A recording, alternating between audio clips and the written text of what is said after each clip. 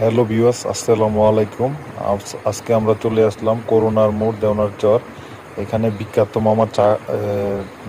মামার ঝালমুড়ি খাওয়ার জন্য সবাই মুখে খালি শুনি যে করোনার মোড়ে নাকি বিখ্যাত ঝালমুড়ি বানানো হয়।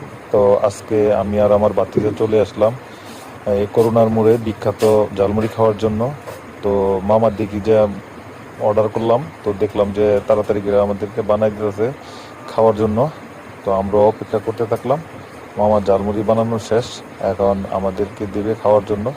তো ঝালমুড়ি খাওয়ার পরে আমরা বলতে পারবো যে মামা আসলে কি বিখ্যাত ঝালমুড়ি বানায় নাকি মানুষ এমনি বলে। তো আমরা এখন খেতেছি, খেতে খেতে আবার ওইদিকে একটা বাচ্চা দেখলাম, ওই বসে বসে খাইতেছে। ওরে আবার জিজ্ঞেস করলাম যে মামার ঝালমুড়ি কেমন হয়। তো সে বললো যে মামার ঝালমুড়ি নাকি খুবই ভালো হয়। তো আমিও নিলাম, নেওয়ার পরে একটু টেস্ট করে দেখলাম যে কেমন হয়। তো মুখে দেওয়ার পরে যেমন আগুন, মামার ঝালমুড়ি আসলেই অনেক সুস্বাদু হয়।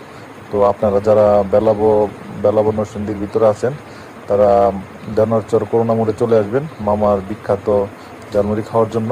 তো আমরা আসছি, আমরা খেলাম, খুবই ভালো লাগলো। তো এই ফাঁকে আবার মামাকে একটু ভিডিও করে নিলাম। মামা বলতেছে যে প্রচার করবে, যেহেতু আমার একটু ভিডিও করে নেন, তো মামারও একটু ভিডিও করে নিলাম। এভাবে যদি ভিডিওটা ভালো লাগে সবাই একটু শেয়ার করবেন, আর যারা যারা ঝালমুড়ি প্রিয় তারা চলে আসবেন দেওনারচর করোনার মোড়ে বিখ্যাত মামার ঝালমুড়ি খাওয়ার জন্য। তো সবাইকে ধন্যবাদ, ভিডিওটা এখানেই শেষ করলাম। আল্লাহ হাফেজ।